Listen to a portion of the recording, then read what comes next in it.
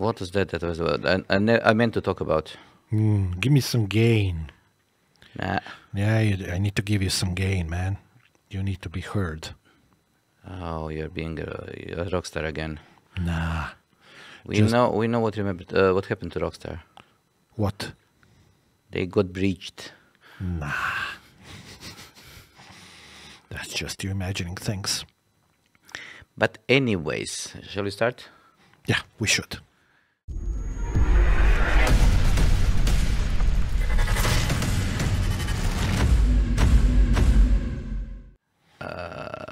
Let's start with some news. This time you can start. Go. This is old news, but let's start with this. LastPass got breached a couple of months ago. It was probably at the end of November, but actually, as with all the breaches, I'm not believing almost anything that I can hear from them. They first said that they were breached, then they said there was nothing to worry about, then they said that there is something to worry about, and then they said that the entire set of all the passwords of all the users were probably taken, but they were encrypted by different means that should provide for enough security that the user shouldn't be worried.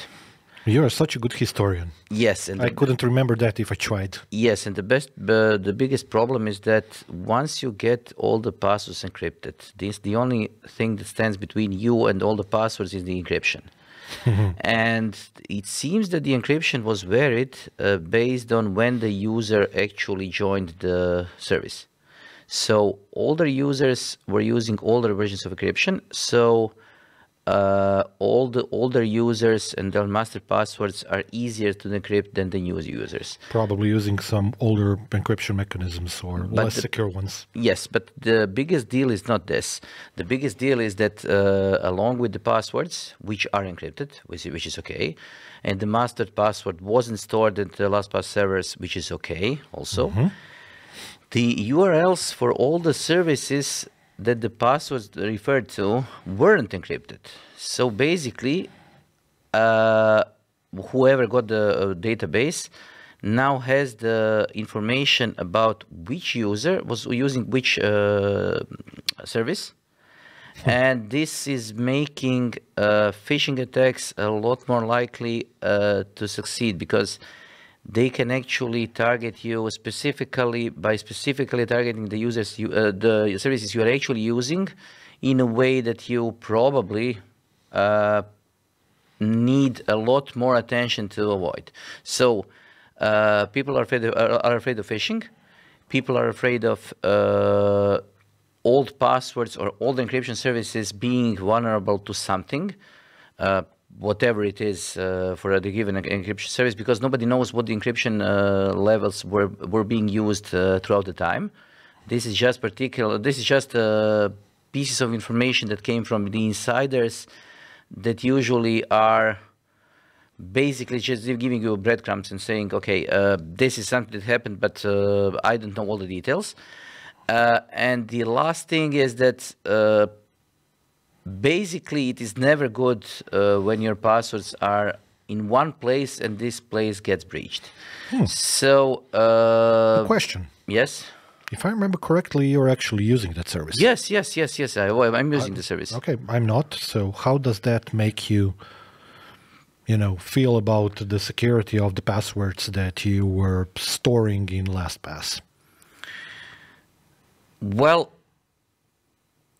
I have two opinions, basically. First is, I would be lying if I said I don't care. But a breach like this is to be expected. I haven't learned about a system ever that wasn't able to be breached. Okay. LastPass is a prime target because they are basically the place that stores all the passwords for all the users. So basically, whoever creates the LastPass site is able to get all the passwords for all the users for different services. Okay. So I was expecting that they are going to get breached. So this is not something that was surprising me. I'm right now depending, and everybody else is, we are depending on the quality of the job they did on encrypting the passwords and creating zero knowledge from their side. So I'm depending on what they are doing with the master password and the encryption on their side to protect my passwords.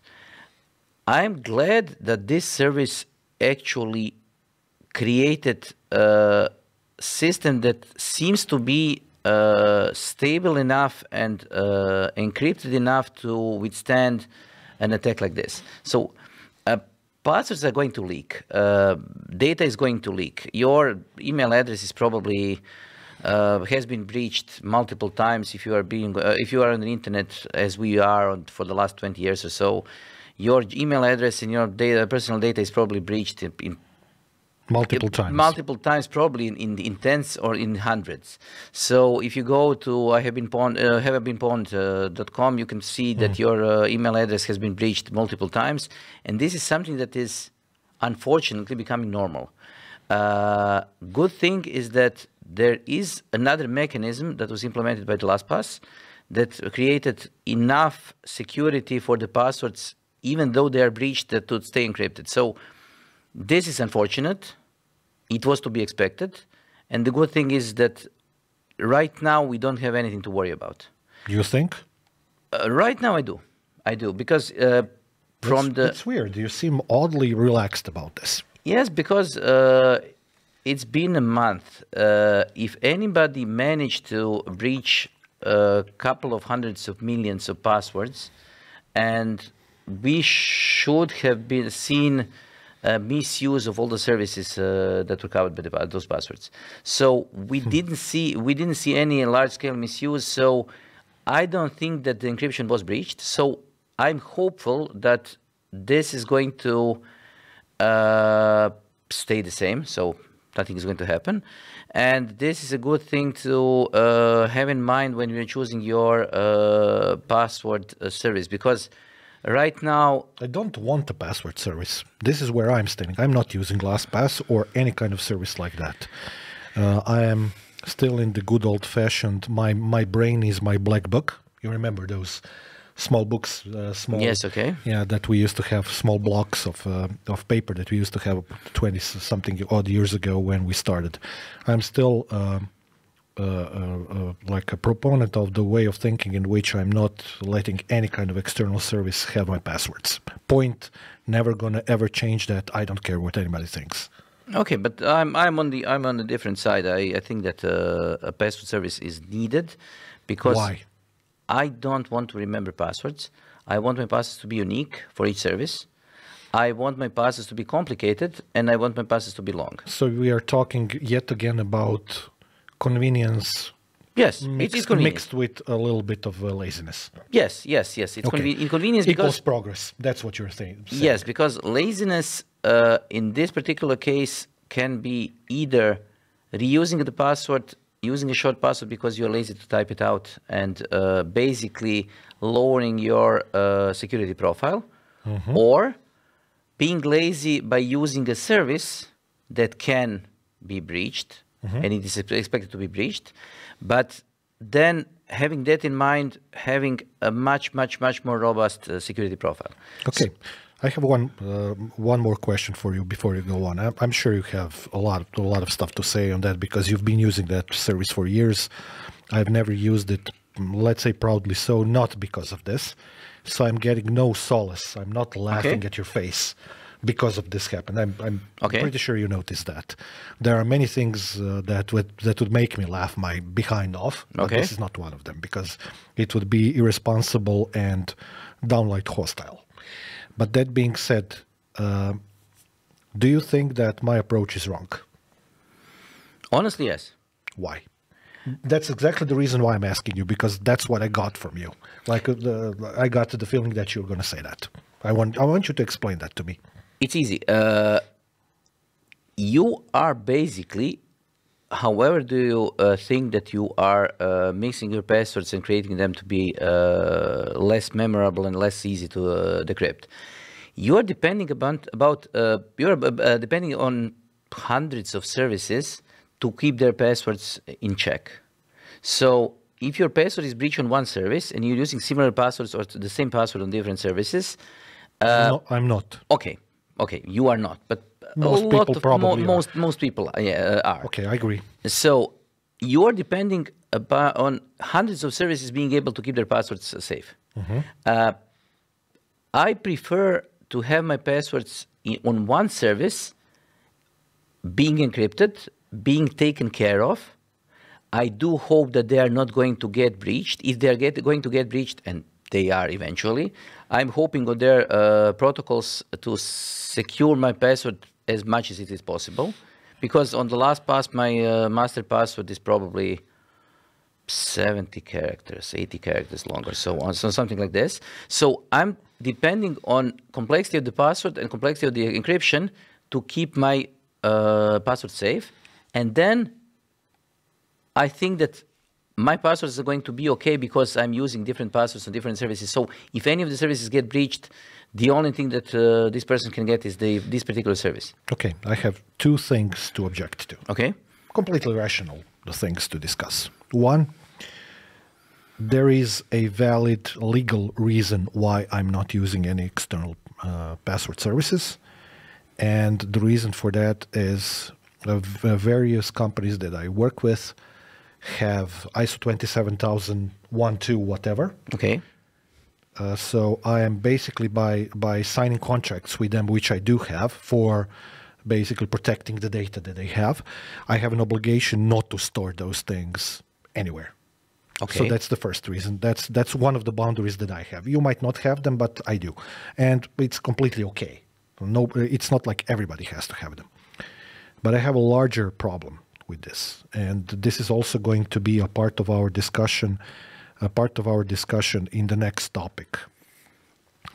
I know that LastPass went through ISO 27K certification. I'm aware of that fact. I don't trust that one bit. Just like I don't appreciate 27,000 certifications that were done for cloud companies, because for me, being a long time 27K subordinate user, let's call it that way, I know that in order for them to pass that, they probably had to accept enormous amount of security risks in the measurements that they were supposed to implement, and I don't really appreciate that because I know how that happens in practice. I'm not talking about theory. Theory doesn't concern me at all.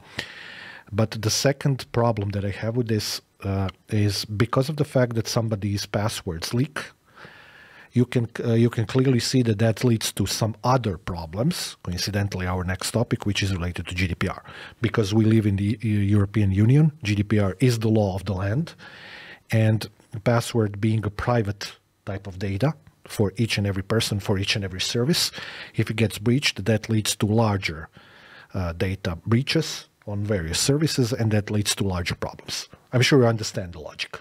Yes, but let me just pick your brain on one thing. How are you about password storage services that are local, like a KeyPass? That's actually something that I wanted to also interject in our discussion. If the service was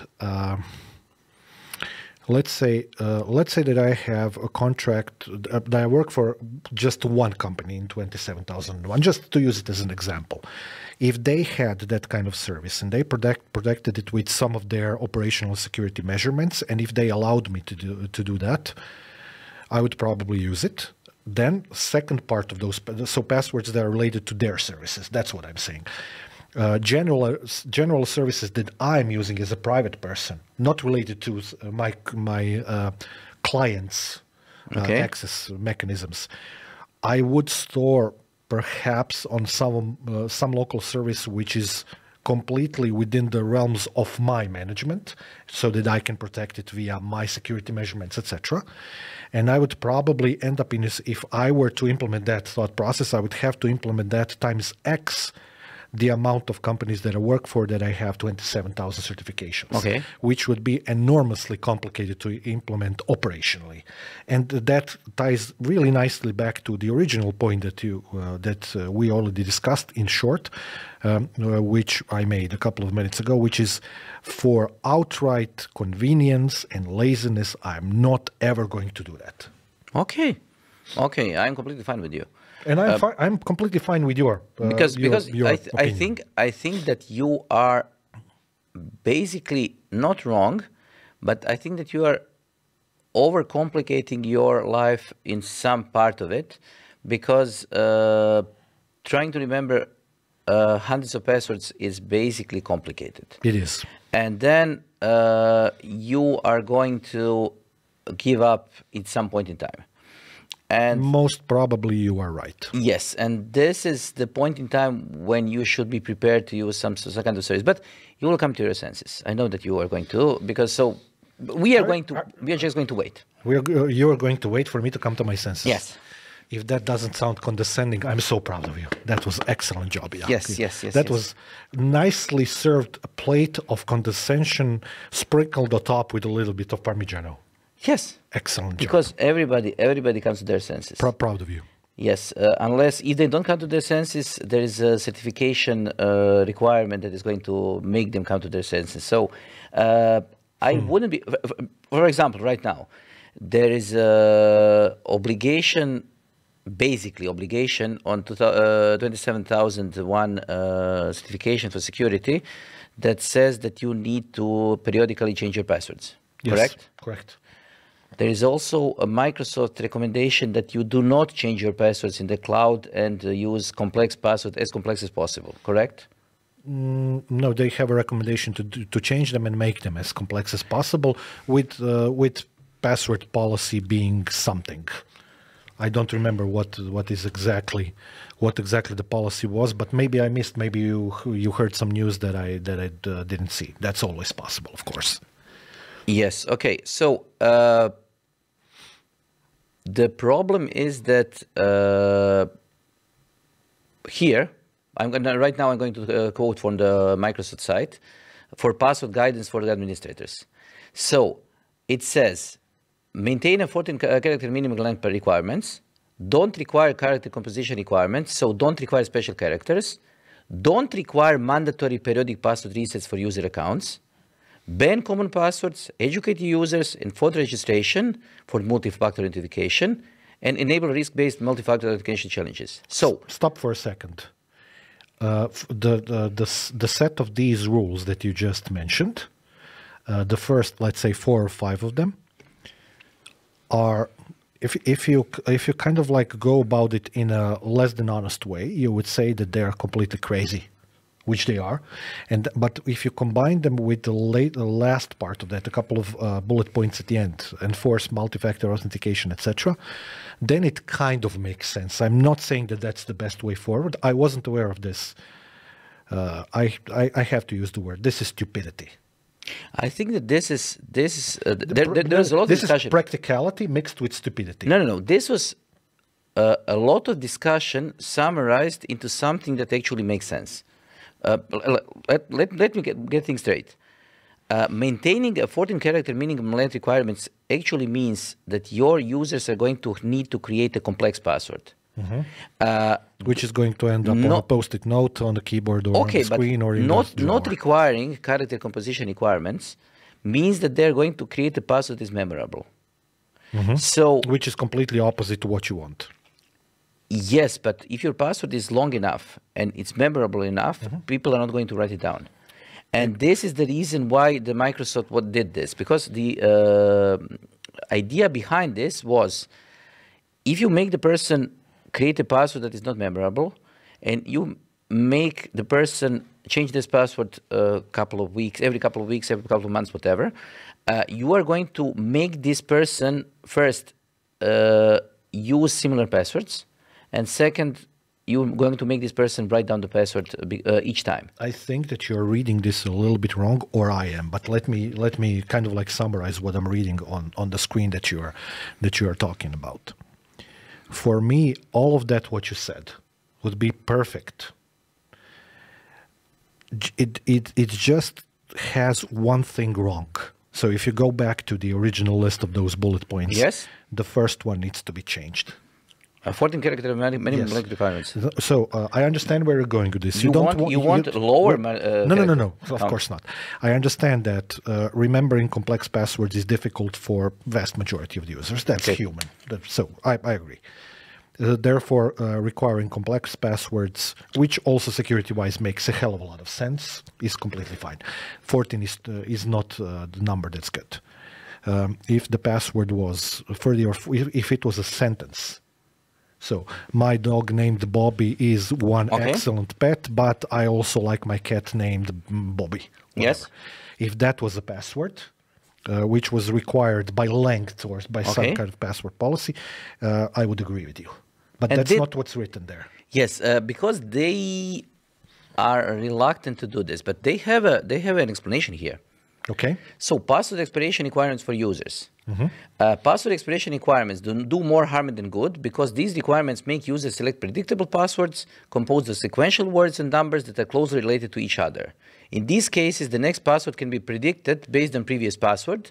Password expiration requirements often offer no containment because cyber criminals almost always use credentials as soon as they compromise them.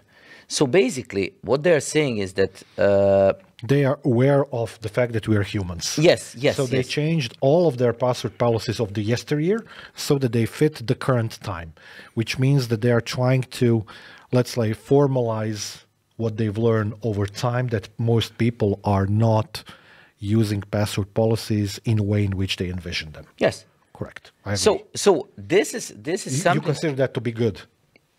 Yes. Okay.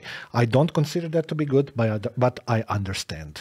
For me, a complex password is something that is long enough and is not common enough. So basically, if a password fails pattern check, so common words, mixed common words. Okay. So get it. Basically, fails normal pattern check. This is for me a good password. Password that has capital letters, lowercase letters, special characters, and so on and so on and so on. Basically, is insanity because nobody is going to remember it. Agreed. So you need to push the users into in a place where they're going to feel comfortable. And comfortable enough to use a large password. So that's all cool. I understand. So and I agree. we need the sentence. Yeah, but there is one problem with that. The users. You know what? No. Yes, of course, the users are always the biggest threat. Yeah, the risk. We all know that. That's not the fact. I agree with everything you said, but all that you said and all that's written in this document omits one very important aspect, which is the fact that users are not using one password and one service. They're using one password for example, Office 365, one of them for Twitter, one of them for Facebook, one for LinkedIn, one for this, one for that. And soon enough, you're going to end up in the same situation in which you were before, but you enabled them to use basically simpler passwords in terms of complexity, yet more complex in terms of length. And the end result is not necessarily going to be something that's vastly different. Okay, yes, to the John the Rippers of the world or rainbow tables or whatever decryption mechanisms, yes, but not for the people. And if this was focused on people, which I kind of understand that they try to do that, they would also try to do something about it, which they didn't. Do you understand what I wanted to say? Yes, because they are afraid to commit to completely educate. Yeah, because the user. they would be to blame if they. Yes. But yet again, consider there is a password. Okay, let's say I have two different services. One is my LastPass password, and the other is my whatever cloud password there is. So if my password is, in quotes, this is the biggest password for the cloud service, and my other password is this is the biggest password for the LastPass service. This is complex enough. It mentions the service. I can remember all my passwords without writing them down because I need to just insert the name of the service inside the password. Agreed. And the rest of the password is going to take care of the entropy. So that's all cool, as long as you add the second layer of MFA on top of it. Yes. If you don't, I disagree. Yes, okay. But MFA is something that we are going to need to learn to live with. Agreed, and fast. Yeah. Okay. I'm even think that we are going to be needing to push into the smart card direction, and we are going to be using need to be using this as fast as possible.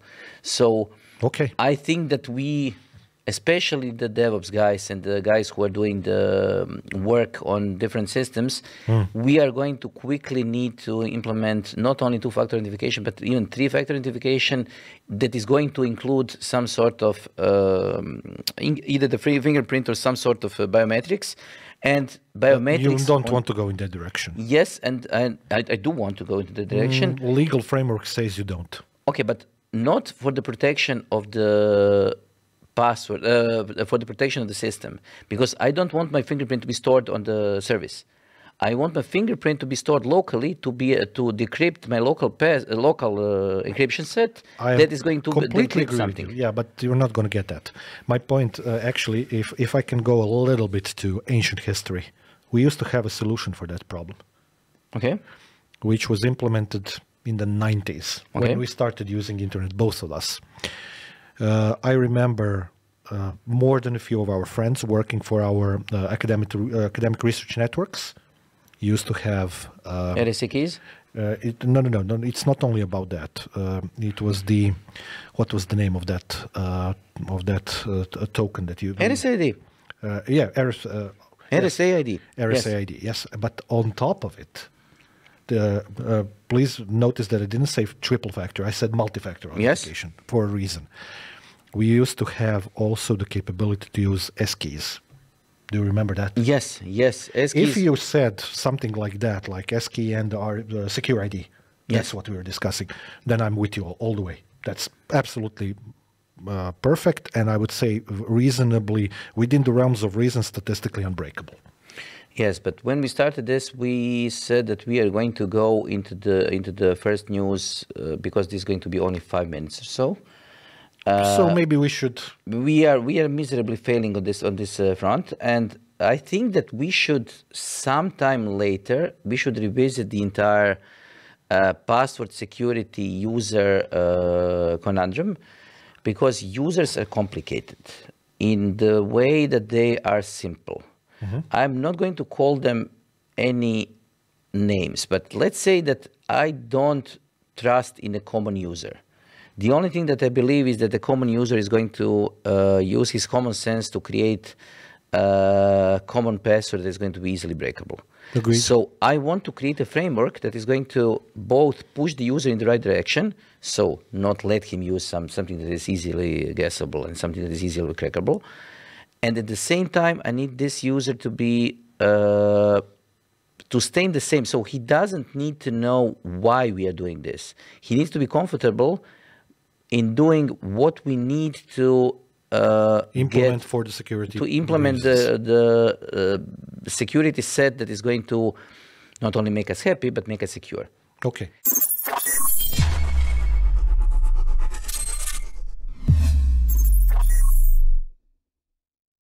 Okay, so let's segue quickly into the GDPR, because you mentioned GDPR, and yes, I did. There is a lot of things that is happening on the GDPR front, and most of the things are too complicated for the common users. So you want me to try to simplify it a little bit? Yes. The problem is that with GDPR is that this framework is exceptionally complicated. It's not. Because yes, it is. No, it's not. No. This framework is the same way, complicated in the same way that the password requirements are complicated. No. I 100% understand what you want to say. And for the common user, GDPR seems complicated because nobody took the time to explain that to a common user in plain words. The same goes with the password policy. Correct. So it's complicated for the common user. It's common sense for everybody else. The vast majority, it's complicated, like a very, very minuscule scale of maybe percentages or less than percentages. It's understandable. I understand what you wanted to say. But this is the same thing as with passwords. Yeah. Okay. Because only the geekiest of the geeks understand what the problems with the password complexity are, And even we are not able to agree on what a common policy for the password should be. Agreed. Because of the vast number of services and the vast number of ways that you can identify yourself, identify who you are, where you are, and so on and so on. So GDPR is trying to solve a couple of problems, not the security problems, but the problems with the data privacy. And I think that it is doing a good job, but it is not being transparent it enough. was meant to do a good job. I think it is doing an okay job. Okay job. That's good. Because it is pushing us into the right direction. And the reason why I know that we are doing an okay job here in the European Union, because the United States, and this is why I started mentioning the United States, sites are blocking EU users. And this means that they are afraid. Okay. And there is a good thing about being afraid, because this means that you actually are aware that you're doing something wrong. Yeah, for international companies, that's a real threat because of the punishments. But let me try to explain to you what I meant by let's say, creating a metaphor for how something can be explained in a very complicated sense versus how it can be explained in a very simple sense, okay? If I wanted to be an a-hole, Okay. act all smarty pants, as we call these people, smart asses. And if I wanted to just give a little bit of fancy word work to somebody while explaining GDPR, then I would say that GDPR is a re-implementation of 27,001 ISO certificates on private persons. And I would stop there. And every single person on the planet who is not into security and or who isn't, certified ISO auditor or something would look at me and ask me which type of LSD did I consume today. Okay. That's the complex explanation, or for the lack of better words, this is the I don't care explanation. The human explanation, which is I think rather easily understandable, is the GDPR is meant to protect all of the unique data of every person in the European Union. Male, female, child, doesn't really matter which color of the skin. It's absolutely unimportant what the uniqueness of the person is in terms of some kind of an attribute from their data, name, surname, address, all of the huge list of data being abused by somebody or something. Okay, but I'm going to interrupt you there. That's not complicated. Yes, okay, but I'm going to interrupt you there because, as usual, the problem is not in the complexity of the GDPR. No, the problem is in the implementation. Problem is the implementation. Yes. The problem is that different people, for different reasons, are trying to, let's say, I'm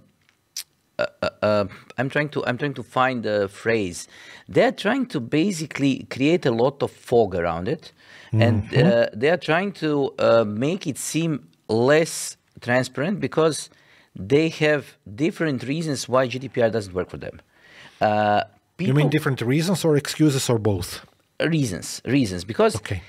People, as I said, people are blocking. People from the US are blocking European users. The reason is because they know that they are wrong. They know that they are basically selling the user data, and they are treating their own users as something to be resold. And That's exactly not what's happening. They're doing it for fear of punishment only, nothing else. yes, but a lot of sites are completely aware that what they're doing is completely illegal from the GDPR front, and they just took the quick route and said, okay, we don't care about the European Union, because we don't care about the EU users. But they are aware that they have a problem. And this is a big thing, because once you raise awareness, something that is going to look like GDPR is going to, and it is slowly emerging in the US. And they are going to implement those kind of Protections for their protections citizens. They're going to water it down. They're going to say that this is going to be easier protection because they don't want to stifle the e-marketing, whatever. But we actually need reselling of the data to stop. Agreed. Because the extents on The extent to which the extent to which this is happening is staggering. The amount of data about you as a user that is currently being stored is incomprehensibly big. Yes.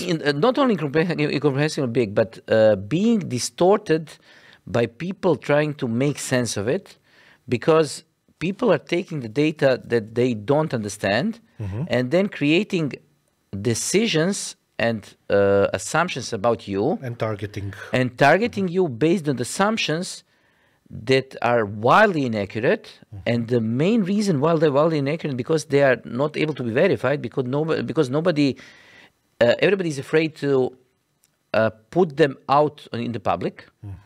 So if they decide that you are a cucumber for some reason, I'm metaphoric. I'm being metaphoric. You don't know that a particular service decided that you're a cucumber, so you are not going to see any ads for the meat products, whatever. And you are not going to know what is happening behind the scenes, because a decision about you has been made by a certain system. This decision is completely unknown to you, unknown to anybody else, because nobody going to check decisions about hundreds of millions of users. So we have a problem. I love the way in which you oftentimes, not only today, use metaphors that include some of the least favorite types of food that I have, that I know of. I'm just waiting for you to start one of the next metaphors with mayonnaise or mustard or something, because you will know how hellishly I dislike those things. I did a condescension. That's awesome. I did a condescension today, so I'm not going to do it. You're feeling on the pedestal today a little bit. Yes. That's awesome. I like that. I need sauce on the pedestal. That's awesome. Okay. So now to your this was the small segue into the data privacy framework. So let me just continue down the path of the explanation that I was giving.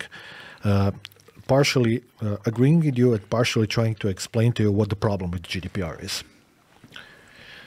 As I'm sure you know, I've done my fair share of consultancy on GDPR. I did the paperwork for multiple companies. Those projects are behind us. I learned a lot from that. But then again, I've spent the last 10 plus years working within the realms of 27,000 stack of certificates. So for me, GDPR is very natural.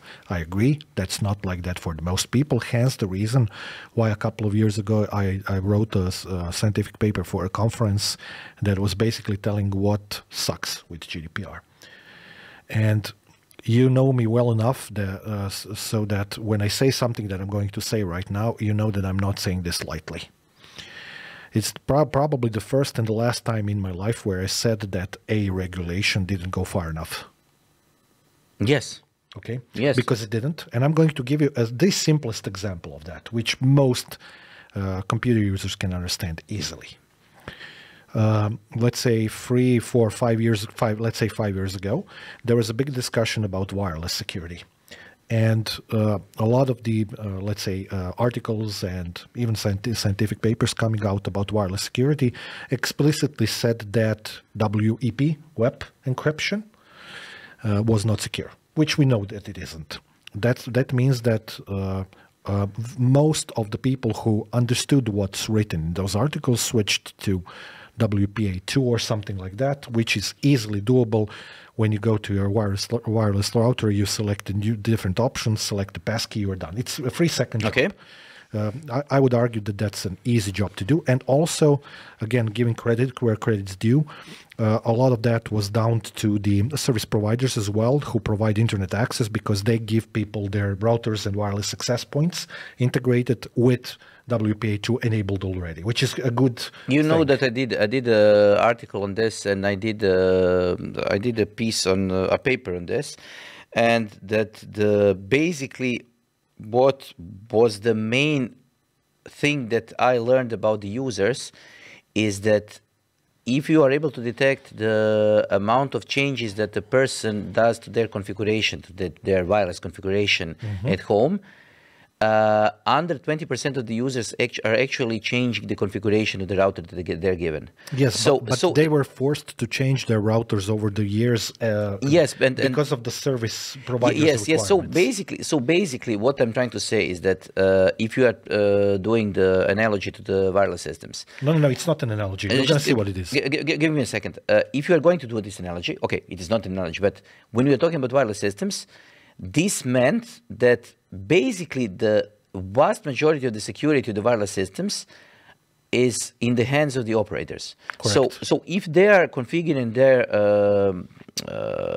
end user equipment in the correct way, the security is going to go up. And this is something that we have seen in Croatia. We have seen this in the world.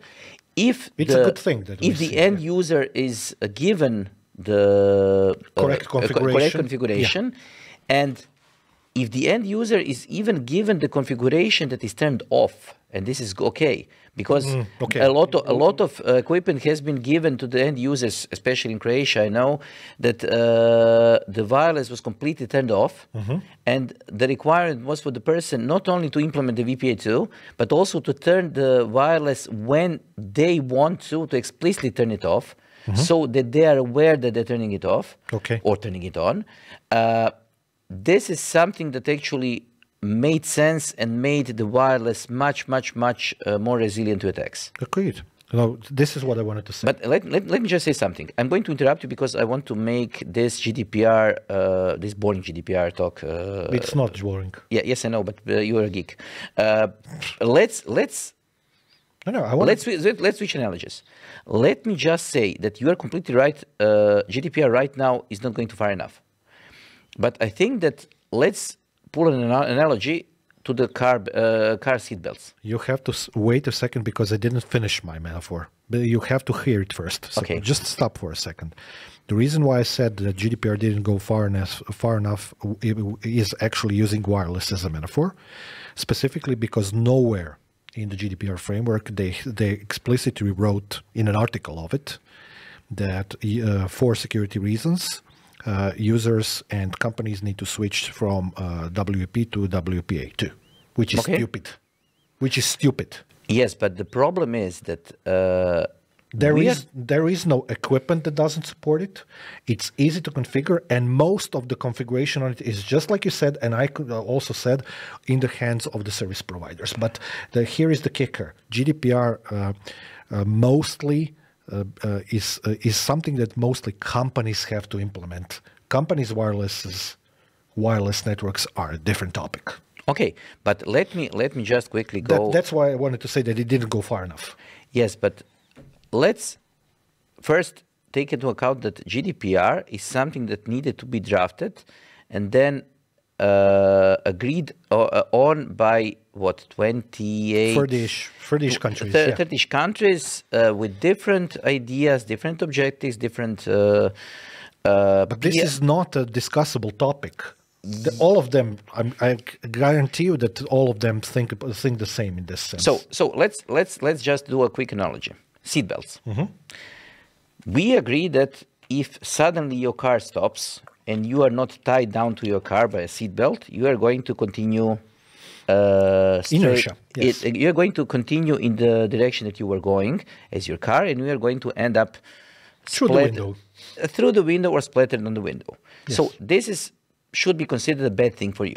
Yes. So it should be common sense that people should be wearing seatbelts. Correct. When they decided to implement seatbelts in the cars, they first needed to say, okay, this is a bad thing to avoid. A bad thing that we need to avoid. Then it took them 20 years to make the seatbelts compulsory on the cars, not the wearing of the seatbelts, but seatbelts compulsory in the new cars.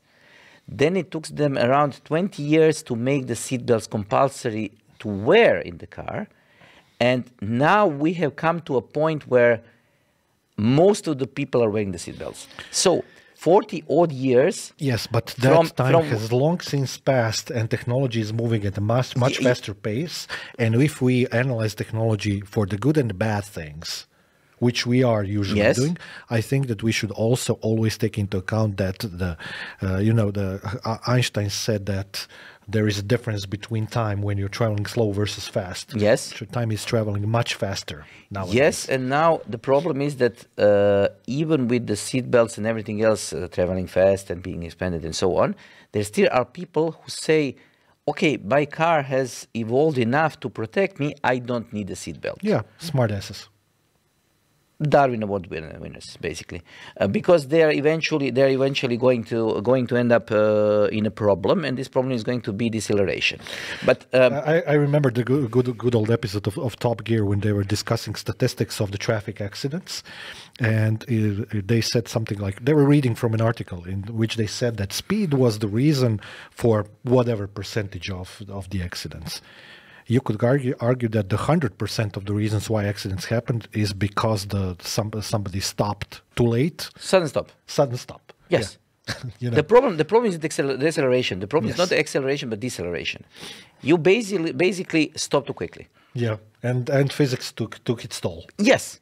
Yeah, I understand. I understand exactly what you wanted to say. But the problem is with the GDPR. The GDPR is an amazing first step in implementing something that then needs to be reconsidered, written down, redrafted, and then put into. You do realize that they spent better part of 5 years drafting that, talking to everybody. As I said, 40 years to understand that it is a good thing to stop people from getting thrown out of a moving vehicle. Let's not make equalizations on that part. Yes, because this is something that everybody understands, and they say, okay, this is complicated. GDPR is too complex and too abstract for most people, so they don't understand the amount of different things that need to be considered when we are considering GDPR. So I think that GDPR right now, it's amazing how far it has gone in 5 or so years that they were trying to implement it. And okay. My biggest problem is that right now I'm not seeing enough traction for re-implementation of GDPR and for updates for the GDPR. Because they should happen, absolutely. Because as you said, things are moving even more quickly than we anticipated. So a lot of things that are inside GDPR basically are easily avoided by using something like artificial intelligence to data mining. Okay. You can create a framework that is going to work, that is going to be completely 27001 compliant, completely GDPR compliant, and then at the same time create an AI or data mining implementation that is going to completely avoid what GDPR was trying to protect at the same time. Okay, let's. I just want to give you a couple of examples so that you can understand that. Yes, I agree there are complexities about it from the business perspective when you're trying to implement it, but also there are so many intuitive details about it that you are going to realize that it's much more, let's say, intuitive than all of the complexity that you mentioned. So let me ask you a couple of questions. Let's say you go and take a walk outside. Okay. Are you going to walk outside with your health insurance card, showing it to everybody? No. Are you going to walk around with your credit card, showing all of the data from it on the street? Of course not.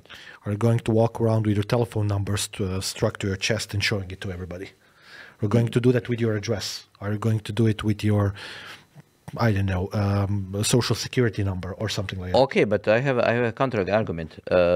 You are not going to do that. In the 90s, you had finger on your Linux machines, on Unix machines. Mm-hmm. Everybody was pushing almost all of the data that you said right now, personal data, name, last name, address, telephone number, and so on, to the entire world because it was a way to communicate.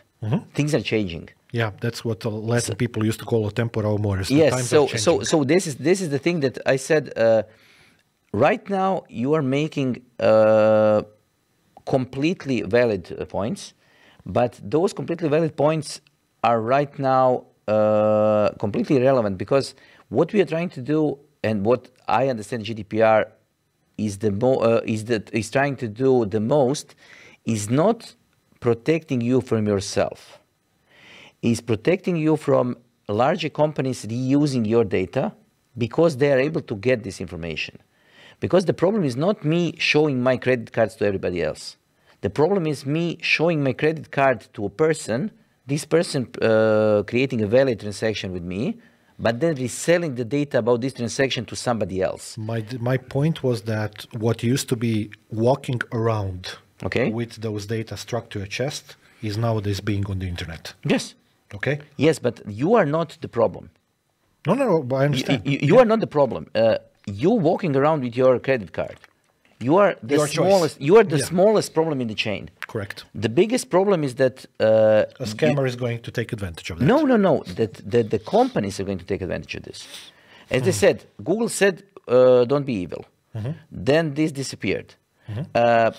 Suddenly, you can use locational data and your credit card data and your sell info data and so on for different things. Let's say I have a business.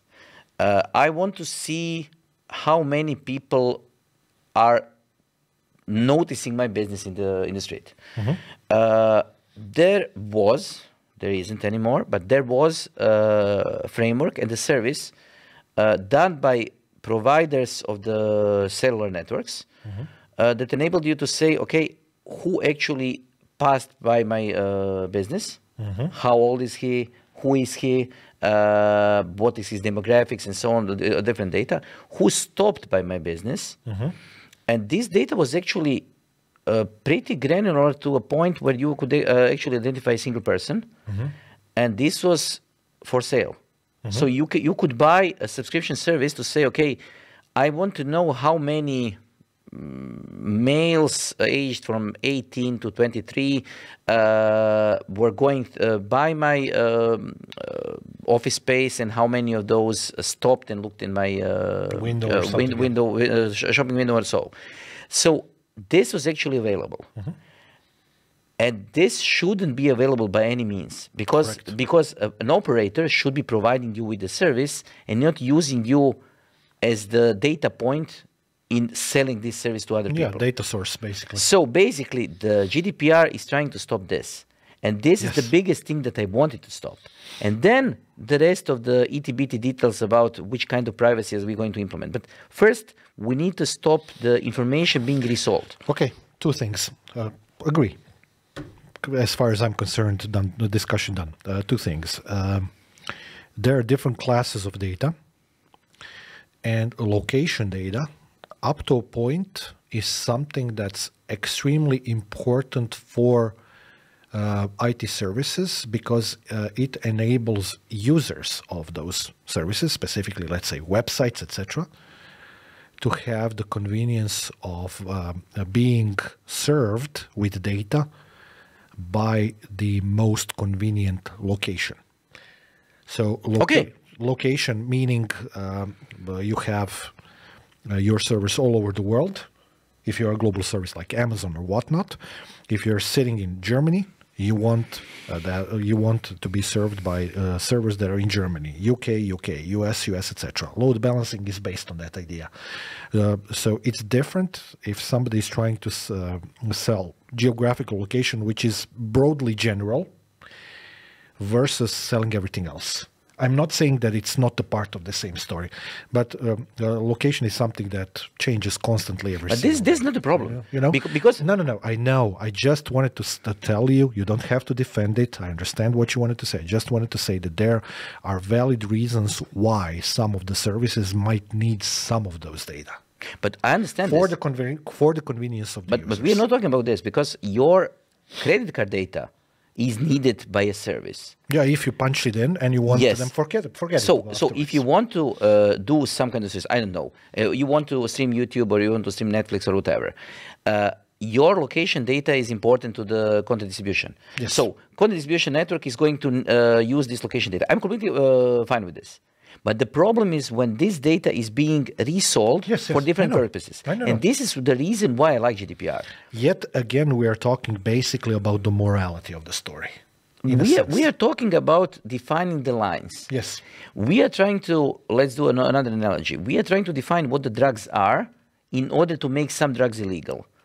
Because right now, some drugs are legal, some drugs are illegal, some drugs are prescripted, some are not prescripted. We need to define those lines. And we are trying to define those lines with the data. Okay. And data is, as I can basically harm you with a spoon. But should spoons be banned? No. So this is the thing that we are trying to solve. We are trying to define the boundaries, and we are trying to define what should be done in which way. Okay. Actually, the reason why I wanted to discuss GDPR is completely different to what we were just discussing now, which, again... Let's do Microsoft bashing. No, it's not about bashing. It's about reality. They're just a metaphor in a sense. So a couple of years ago when the whole hoopla with GDPR started, so this was 4 years ago or so, maybe Let's 5 now. not call it hoopla, it's an implementation process. Yeah, sure. You call it whatever you want, I don't care. One of the things that happened was that a lot of people who are IT guys, just like we are, were really afraid of what's going to happen after GDPR implementation takes place, and afterwards, after May 20th, 25th, whatever year that was. Reason being that the location of the data started being a very important aspect of how you're protecting your data of the company within the realms of the European Union. That's what it was. So here's what happened. A lot of our compatriots in the line of work that we do went on various types of services that their companies were using, and they started basically digging data and stockpiling data about various services in a sense of where they are putting the data that you are sending to them. Key example was actually Office 365 and Azure.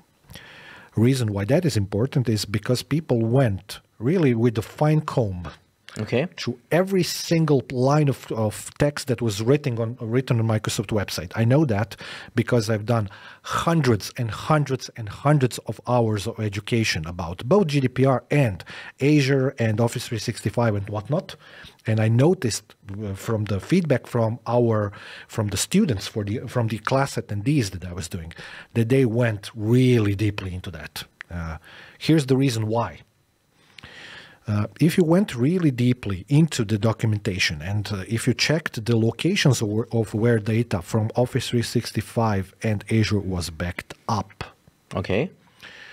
you had a big red flag there because a while ago, while GDPR was already in place as a legislature, so it was a valid legal framework already, it was in production, as we say, the data from Azure Active Directory was being backed up to the US for the European customers. Yes. Okay.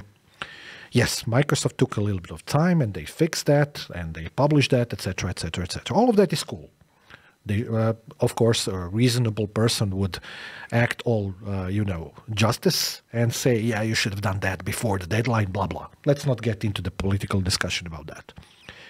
But actually what happened as a result of all of that, and this was just one fuel on the fire of what happened, is that the privacy shield between EU and US ended up in court and was struck down.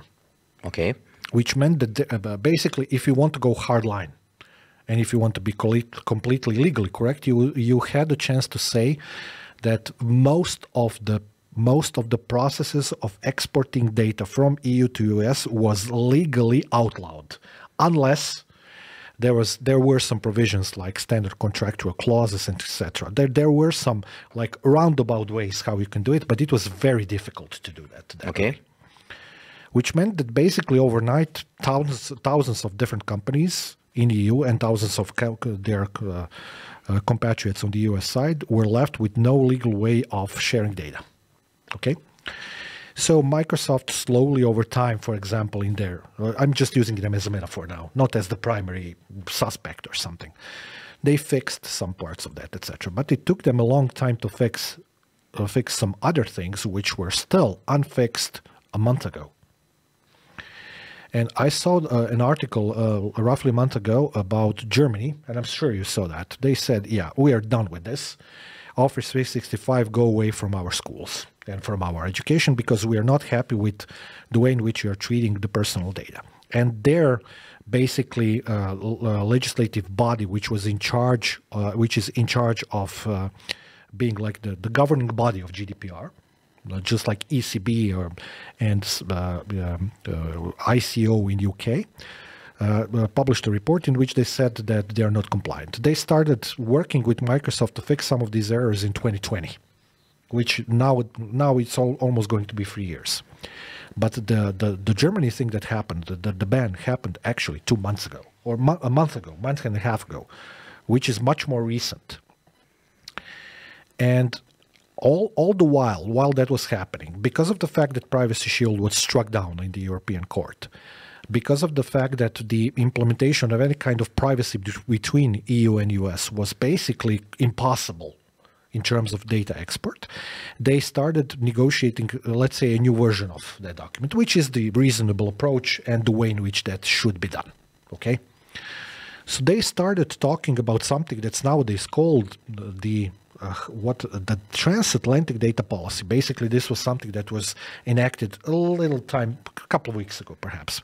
President in the US signed it, the European Union went through the process, ECDB, which was the European governing body for the GDPR, also went through it, all good, all fine.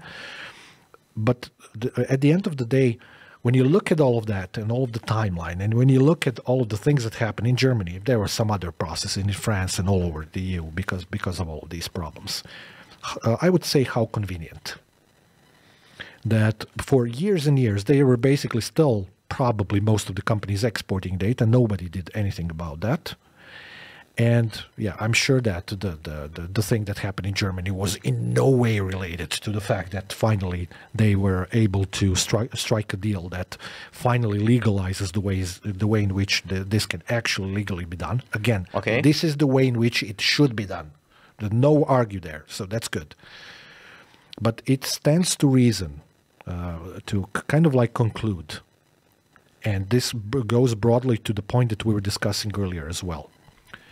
You can make a lot of things happen in today's IT and in today's legal framework governing some parts of IT related to privacy of the data, for example, in this use case, if you put your mind into it.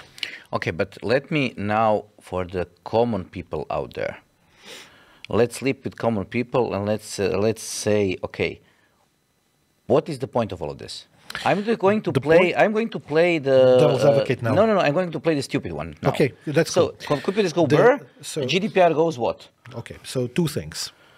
Thing number one, finally we have yet again a legal way of working within the EU and US transfer of data, which is governed by very strict law, which has perfect sense. Okay. And as a result of that, going back to my Microsoft metaphor, they implemented some kind of a data boundary policy, which is going to be enacted in a couple of days from January 1st, which would finally put geographical limits around European Union, as it should be from day one, with their most commonly used services like Azure, Office 365, Power BI, whatnot, so that they finally are, let's say, compliant to the original idea of the GDPR. So for the end users, that means that what used to be the regular process of exporting data between whatever EU company and whatever US company is now going to be governed, or otherwise it's going to be either banned or sanctioned or both.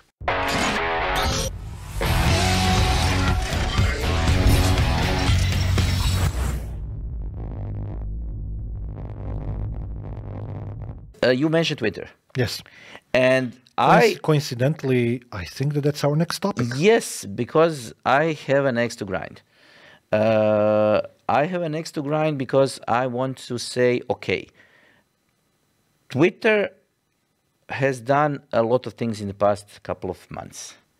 I think that from the sync incident that Elon did, it has been... Do you know what the sync incident was? No. Unfortunately, Elon Musk was trying to be funny, and he said, let that sink in. And he actually went into Twitter campus with the actual sync in hands. Just Google it. October 26th. Yes, okay, but there is an image. Let that sink in. I'm not sure with if we are able to show it. You are going to need to do the honors and say, should we show this or not?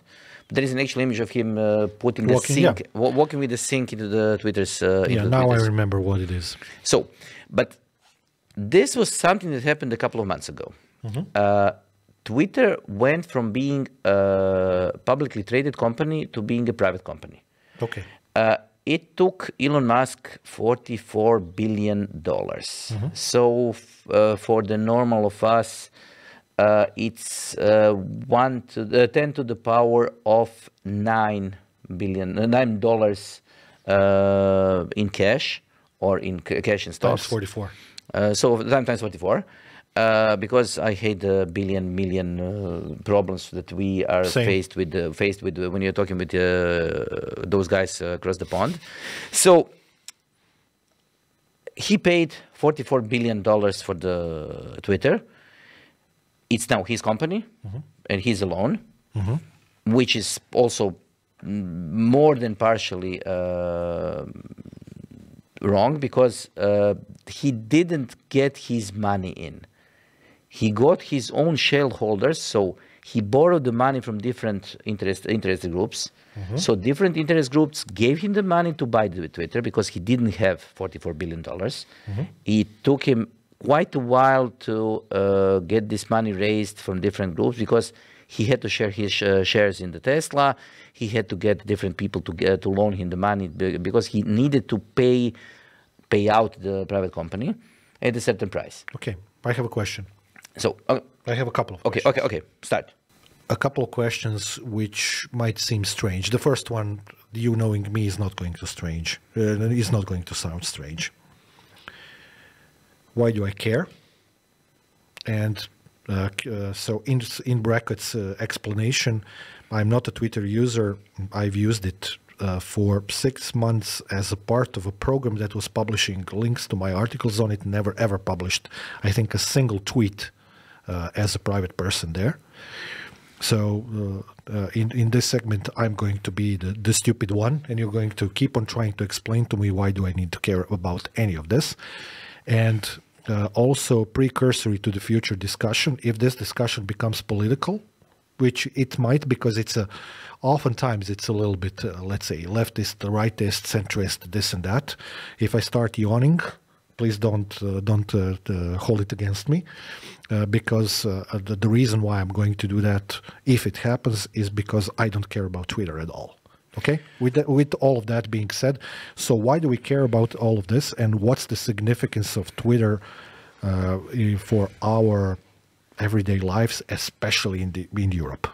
Please explain to me that. So let's first talk about different things. Let's talk about Twitter in context of social networking. Twitter is not in any way the largest social network there is. Okay. Also, Twitter is not the most influential social network. Okay. There are bigger social networks than Twitter. Facebook is much bigger. Instagram is much bigger. TikTok is much bigger, and so on. But the reason why people were relying on Twitter is because of the reason. One of the reasons that Twitter, or because of the way that Twitter works, it used to be the fastest way to learn what is happening in the world. So if something was that information is correct. No, it used to be let me go into details. It used to be that this was the fastest way to find information in the world. Okay. So if something happened, if you heard that something happened somewhere, you were able to search and find stuff on the Twitter that was basically real time. You were able to find live streams of things happening. You were able to find tweets from people who were actually there. Boots on ground. Yes, boots on ground. And this was a good thing. And this is something that Twitter did more or less great in the first 5 or 6 years. Yeah, by default and by design. Yeah. Yes. Okay. Then, as it is, as it is in every news media and social media, first, Twitter became news. So suddenly, it wasn't only people sharing information, it became a channel of people sharing information and trying to make curated information. So trying to push the news that they were trying to push to the world with bias. So different companies try to push their own messages, promotional messages, political messages, influencing the outcome of the voting, and so on and so on. Elections, yeah. Okay. Yes. As it is, there is no such thing as a political medium. Okay. Every medium needs to be political, at least in a small way, because some kind of moderation always exists. How does being political relate to being moderated? Please explain that to me. The problem is, if you try to define politics, the way of running the country or running some political system, every kind of influence to what is being said can be considered political. Okay. Because if you say, I'm going to yawn if you mention politics, I can say you shouldn't yawn when I mention politics because you are being political. And this is the biggest problem. This is a catch. And then I'm going to say that you're gaslighting, and I'm going to be correct. Yes, and then when you're calling gaslighting into this is going to be a big problem, because we are talking politics when we are talking anything. It soon becomes a shouting match. That's what. Yes, and okay. Honestly, I don't care about politics. Me neither. Because what I do care is about people's health, people's well-being, people's mental health, and this has become a big problem with the social networking, because first, too much information is being spewed out by all the users. And consumed by others on the other side. No. The problem is the output of the information, because suddenly there needs to be a system that is going to create enough. It's going to filter enough information for you to be able to keep up with, while at the same time all the people that you're interacting with are spewing out information. So imagine on Twitter you are following people, the same as in Facebook. There isn't a single social network that is going to give you every post of every person that you are following, because it needs to dial down the amount of information that you are receiving. Otherwise, you're going to be overwhelmed. So first problem is, how do you choose which information to show? How do you curate the information that is going to be shown? Okay. In an ideal world, this is going to be done in such a way that you are not biased. Okay. But the problem is that people tend to like things that are polarized. If I say today is a great day, this is not going to get too many likes. The sky is blue is not going to get any likes. But if I say the right is wrong, this is going to get engagement. And the problem is that since everybody is trying to make money, because you need to pay for the service as everybody else, you need this engagement for people to stay on the network. And then you have a tendency to bias your filters in such a way that engagement becomes the target. So you are trying to... engagement equals your target equals opportunity equals money. Yes. Okay. And the problem is that once you start fidgeting with the algorithm that is going to filter out the unnecessary messages, because you suddenly say, okay, if a given user posts 10 messages per day, and I need to get this information out to his 2,000 followers. I'm going to filter out, because every follower has 2,000 followers that he follows. I'm going to filter this down, and I'm going to just push 2 messages per day or 3 messages per day. I'm going to get all the rest of the messages from a particular user to another user if this user is engaged and if he's continues scrolling. Okay. But in the first couple of minutes of using a particular service, the service always wants to give you the widest possible choice of different things that a person has Because said. it needs to learn about Because you. it needs to learn about you and to narrow it down, yeah. Yes. And it needs to get this engagement going. And as soon as you start applying filters, the question is which filters to apply. Okay, I still have a question. So I'm going to explain to Twitter what Twitter is. So Twitter remained the main source of real-time information, but suddenly this information was filtered. And people were expecting the real-time information. They could get the real-time information, but they needed to search for it. The reason why it is interesting from the political perspective is because if you are able to fidget with the algorithm that gives you the timeline, or it gives you the information from other users, you are able to do a lot of things.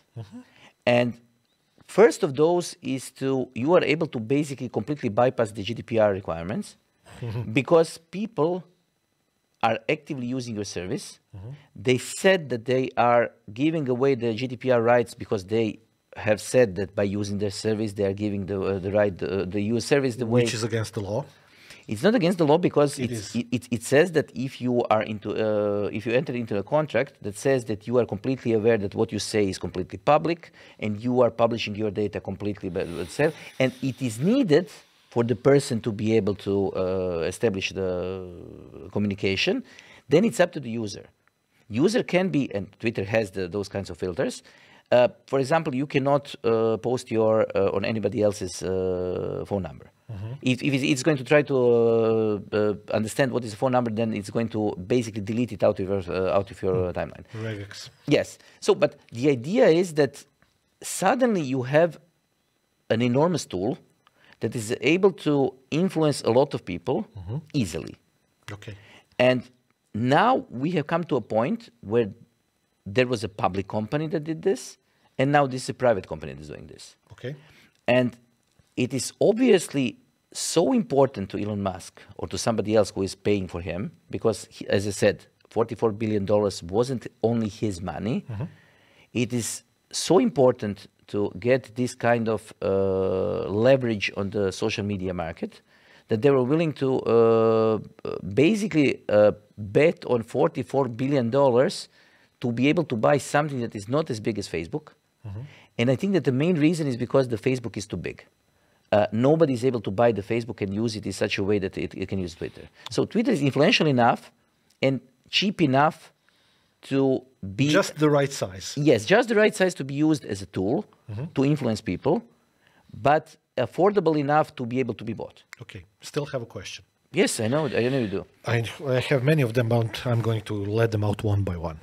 So I started with why do I care, which basically is still unanswered from the human standpoint, but okay, I understand what you wanted to say. But I have a better question, which I think usually sparks a much greater discussion. Maybe you can explain that to me, because I might be too old, too stupid, too something to understand that. One of the most commonly used keywords that you were using in your 5-10 minute rant that we just heard was information and real-time information. Okay? Yes. Why do people need to know everything in real time? Why do they need such an enormous amount of information? Because, correct me if I'm wrong, we used to live happily. Actually, I would argue much more happily before we had all of that information. Because they want to, basically. Why? For some reason or the other, people feel compelled to be connected to other people by learning a lot about what is happening around them. And this may be a person thing. You're not a person's person. So... Oh, yes, I am. Just not in that direction. Yes. So this may be a thing that is strange to you and me, because I don't understand part of it. But the problem is that people are... this is the same reason why articles on the media, not only on the social media, but articles in the media that covers the lives of popular or known people are read. Why do you care what is being worn on whatever birthday of whatever person who was once seen half naked on a yacht of another person somewhere? I don't care at all. Yes, but a lot of people do. And this Don't you think that that's a problem? I think that this is a problem, but we are not right now not talking about the problem. Why not? Because we are talking about the reason why there is a problem. Okay. Because the algorithm... The Twitter is the source of the problem. Yes, one of the biggest sources. Okay. All the social media is a problem. Okay. Because the way the algorithms work, they are trying to make people even more dependent on the news. Yeah. And they are trying to create news out of things that are not news. Correct. So suddenly somebody says there was a car crash in my backyard, and they are completely adamant that something was crashed in the backyard, and I don't know, there was a draft and the door closed too loud. But suddenly you have a couple of people on Twitter saying, okay, there was a crash on whatever, such and such street, and people are suddenly saying, okay, this is news. And it's not, but it's interesting. And For me, that's just a re-implementation of Big Brother. Yes. As a show, TV show. No. But the biggest problem is that suddenly you not only have news that is not news, you Information that's not information. You Or have it's some information, just not all that relevant. You did your bit of editing of the media. Mm-hmm. I did my bit of editing of the media. It used to be that journalists had some sort of, let's say, weight behind them. Mm-hmm. They were able to say what was okay, what was wrong, what was right. They were able to say what was moral, what wasn't moral, but they applied their own filters. And the most important thing, they were able to apply the filter of time. When something happened, Perspective. when something happened, they got the facts, then they try to understand the facts, then they try to understand the background of all the facts, and they formed an article. And yeah, okay. And Twitter completely eliminates all of those things. It just gives you the glimpse into supposed facts without any filters. And then it filters those things that it deems that are not important to you. So you are suddenly looking at something that is happening through a distorted, small hole that is showing you the reflection of the thing that is happening.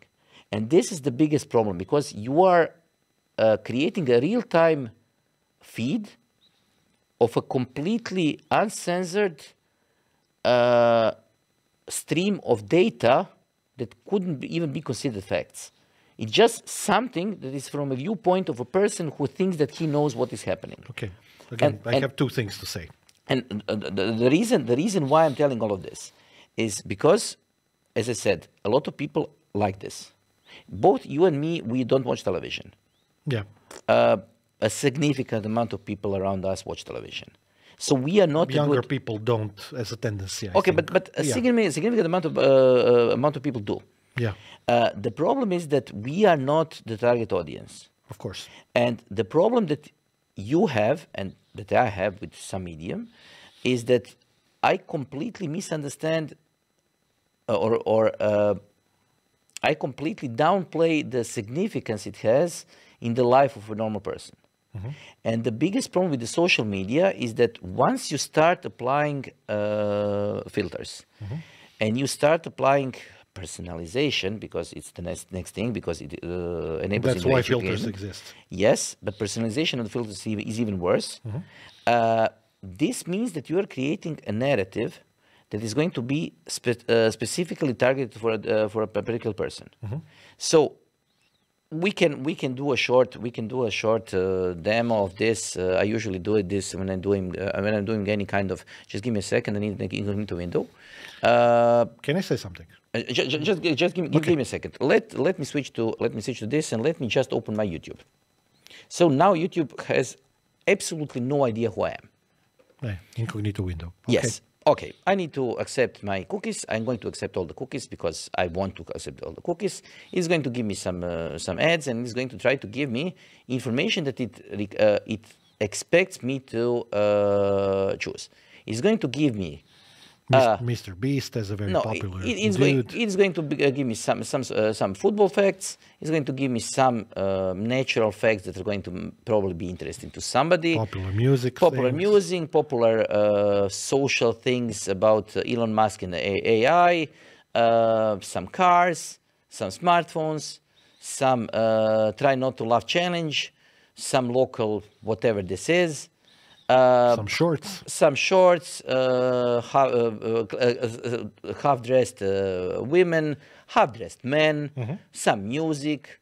So, and then, for example, let me click on this one, Life in Winter. I'm just going to click on this, watch it for a second without we don't care about the ads. I just need to go through the ad. Please edit it out, and then, when the video is being shown, I'm going to go back and I'm going to refresh my page. Now, suddenly, I have only one football. I have this guy from Himalayas. I have fish. I have a sheep. I have Mr. Bean in the pool because it's water-based. I have something about nomads and Mongolian wolves. Suddenly, my things had changed. Yeah, personalized. Then, yes. So when I please click on nomads, when I say, okay, this is something that I want, I'm going to let it run for 5 seconds or so. And then go back to the... I'm going to go back to the front page. And, yeah, refresh. And I'm going to go to the YouTube because I obviously did it too many times. Suddenly, I have tools. I have Russia surprise whatever. Then I have some wolves, roasting beef, snow geese. A lot of nature. A lot of nature. A lot of dogs. A lot of animals. So suddenly, YouTube has started learning about me, and this is a big problem because what is going on is that my attention is being directed. So suddenly I'm being directed into the something that is going to be interesting to me. But this is a benign thing because, or supposedly benign. Yeah.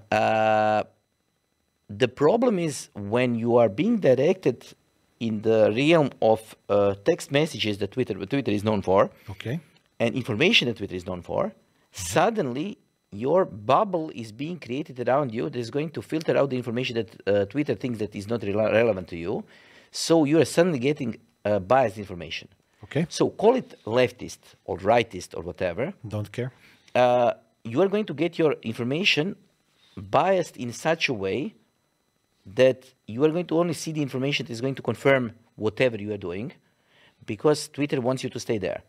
It doesn't want you to get mad. All the social media do this. Yes. And there was a guy who was doing we can do it in one of the sessions. There was a guy who was clicking I like on everything on Facebook, and he said that after an hour or so, he stopped doing it because he was afraid that he's going to get on a no-flight list on the government because the media became first. It started leaning to the left. Then it started leaning to the right. Then it became radicalized. Then it suddenly started showing videos on how to overthrow the government and so on and so on. And suddenly he said, okay, I need to stop this because this is going to be a problem. I don't want to press like on every video that I see on the Facebook. So he was conscious. Yes. And he did that consciously. It was an article in the New York Times, I think. And this is the biggest problem. And the reason why we care about Twitter is because Twitter is still a huge information source for a lot of people. And you don't want people around you being brainwashed. I understand what is happening, so I have downgraded my usage of Twitter just for this reason. And I had to make a conscious effort to find a network because I need my shot of social media. And I had to make a conscious effort to try to avoid politics and try to avoid being negative because Twitter is negative as A cesspool. it can be. I had to make a conscious effort to not be negative and try to create an environment that I can talk about different things. The way I did it is I switched to Mastodon. I went to a completely technical server because servers are heavily moderated in the Mastodon world. And then I started only talking about Linux technology, Windows, ham radio, and stuff like this. Yeah, So the things that interest you. yes, yes, because suddenly I became less sarcastic. You don't want to become less sarcastic, but I No, understand. no, no, what you want to but say. Yeah. less sarcastic in the way Negative that in a negative way. Yeah. So this is the reason why the Twitter is important to me, and this is the reason why we shouldn't be dismissive about Elon doing what he's doing to Twitter. Okay. Because he's making Twitter free, he's making Twitter not lefty, but first left and right, I don't care. Me neither. And making something not something usually means that you're making something else. Yes. Because you need to solve the primary problem. How do you curate a feed for a person who is following 2,000 people who are creating 20,000 messages per day? Nobody is able to read 20,000 messages per day. So you need to curate this down to, I don't know, 200 messages. Okay. How do you make this work, be engaging, and be completely unbiased? Okay. He has no way of solving this, but he's saying that he solved the problem. No, he just spotlighted the problem. But I think that spotlighting the problem only means that we now have a nice view of the problem and people are not seeing what is happening in the shadows. Okay. Okay. Okay, now you with your questions. Thank you very much. Okay, I wanted to make a conscious effort to listen to what you were saying, because for me Twitter is, if not the least, then the second least, the least important thing in the world. Yes, I know you're old. Facebook is for you. No. LinkedIn? No, you know very well that I come from. Yammer? Stop. No, for the love of everything that's holy, no. Okay, so let me now, give me a couple of minutes to kind of like go into this discussion from my standpoint. But we need to go back to Yammer, please. Yeah, please. You should, yeah. We should do an episode on it. That would be cruel punishment. Do we have enough information about Yammer and people who are using it to do an entire episode? We're going to have to take some shovels and find some. But okay, let me go back to this. You know very well that. So we met roughly around 1995. Okay. It's going to be 30 years. Okay. We met at college, but we also exchanged a lot of messages on something that can be treated as a precursor to the social media, which is called IRC. IRC, yes, Internet Relay Chat. I spent gazillion of hours on it, just like you did. Yes. But I did it for my own personal reasons. I don't know which were yours, so I'm not going to judge them because I don't know. But I do know what were mine. So I started talking to people there because it seemed interesting, and it was. And vast majority of the people, like 90-something%, were really cool and engaging social media. Yes.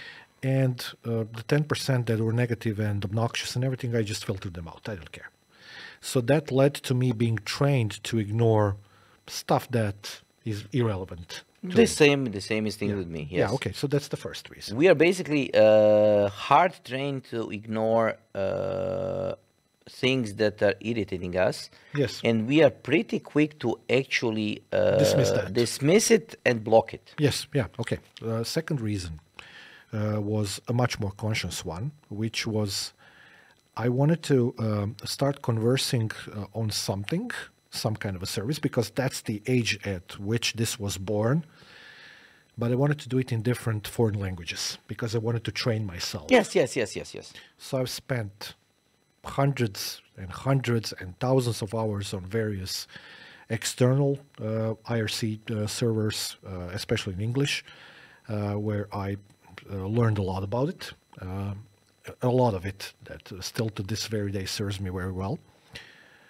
I also did some French, some German. It was a conscious effort of actually trying to improve myself. Okay, so that's the background from my standpoint, through the looking glass of what social media is today. Okay. Yes, I have two questions. Wait. I have to finish this first. Then ICQ happened, and everybody was there. I still remember my number on the Yes, ICQ. me too. Okay. Yeah. And my password while we're at it, because that's the topic that we were discussing earlier, but less important. Then it became about, I don't know, Skype and whatnot. That, at least in the European side of the fence. In the US, it was AOL and all of those things. That doesn't really matter now. It's not a topic. But for me, hearing everything that you just said about Twitter just makes me want to reiterate my deep and solemn belief that these sorts of services shouldn't exist. Okay, let me explain to you why. You mentioned information, access to information, real-time information. Then you mentioned how basically it got poisoned. That service got poisoned by the people who were using it. Yes. Not the algorithm. People were the conundrum that drove the algorithm in that direction as well. Because we still have the AIs, MLs of the world learning about what people are saying so that they can extract whatever they treat as knowledge, so that they can also, curate information which is going to be shown to the users, which is kind of partially crazy and irrational in a way, yet completely understandable from business standpoint. Both of us come from a time when things were vastly different. I'm not saying this as a ode to yesteryear, which was all that much better or whatnot, but I am talking about the quality of information. We both watched this certain television show where this was heavily discussed. Not going to name any names. But I do prefer my age of the Cronkites of the world, of the Huntleys and Buckleys of the world, when everything was curated from the perspective of time, knowledge about a certain topic, presented in a certain way, which was probably, it's not politics, it's truth. That's what we are looking for. So that's the first thing that I wanted to say. So therefore, you can see that as I presented this, I am not a Twitter person. By definition, I'm completely opposite of what. Let me ask you a couple of questions. Okay. First, do you think that you were addicted to RC at some point in time? Yes. And the second thing, do you think that RC was heavily moderated? It wasn't heavily, but it was moderated. I think it was heavily moderated. It wasn't. In good channels, it was. Oh, in massive channels. Yes. Yeah. Okay. Yes, because all the channels had the moderation. Yeah. And as soon as a lot of people started considering some channel as a popular one, a moderation had to be done because the information overload became a problem. It's not the information overload. At that point in time, it was just pure negativity. Yes. It's the same with Twitter. So you are an ideal victim for the Twitter. But the problem is that you have grown up. Yeah, I don't need to be a victim of that. The only thing that I miss from the old media, I had an old editor that was working in a magazine or in daily newspaper in Croatia, who was teaching me a lot about journalism because we both used to be journalists.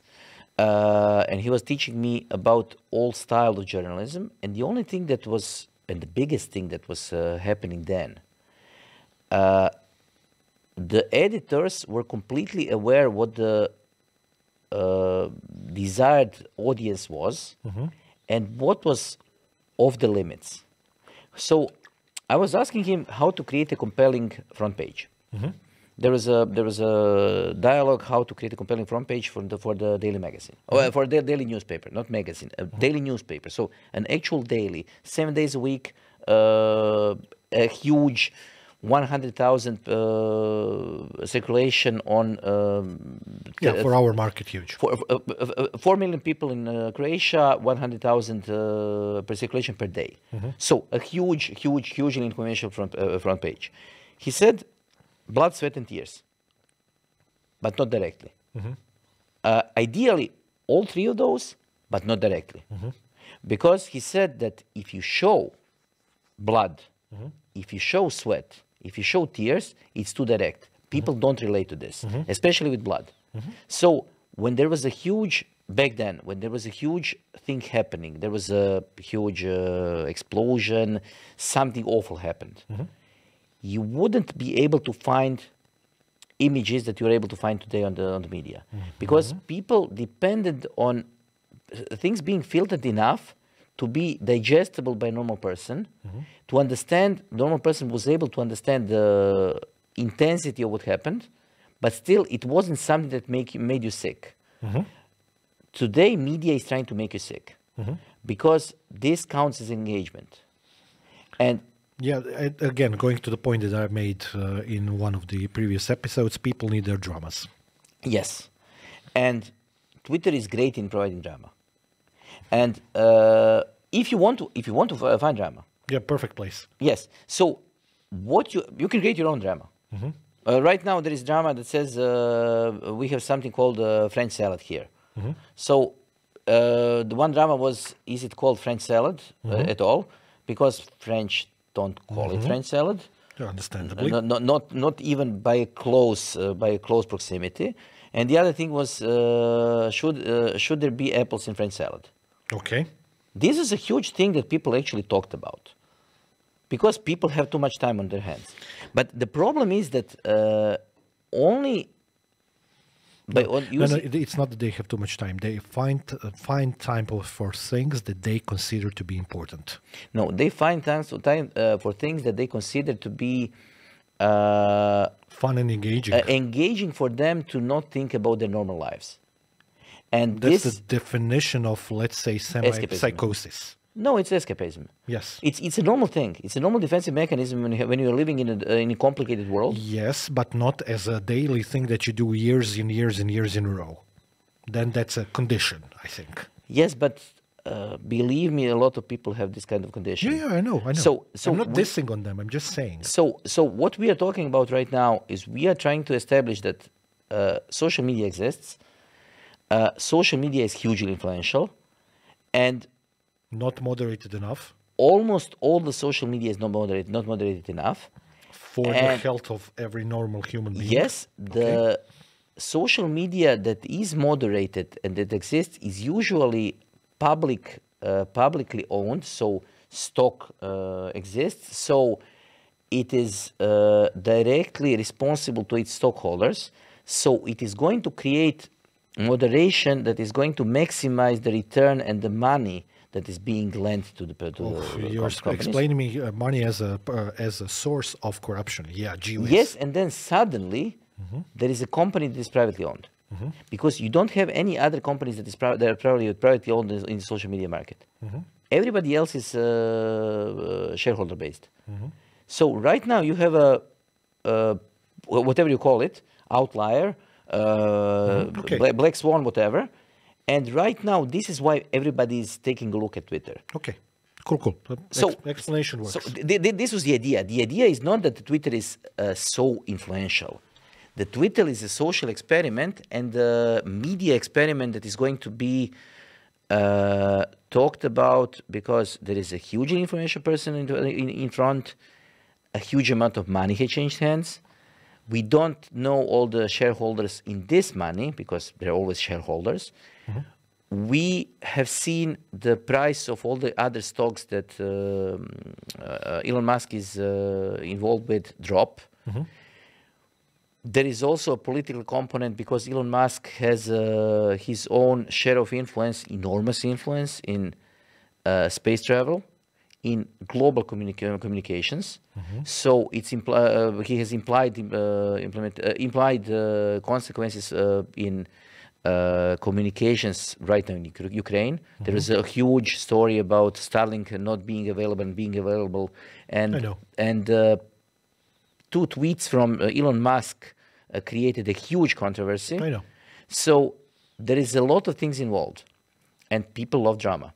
So this is right now an enormous story because there's so many viewpoints that you can take, and all of them are interesting.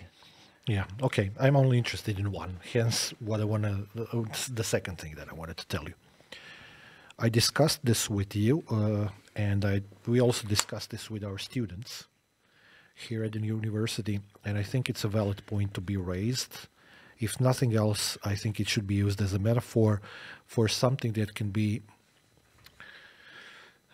learned, or source of learning, or source of knowledge. If not necessarily about a concrete topic that I'm going to use as a metaphor, then about the process of how to do it.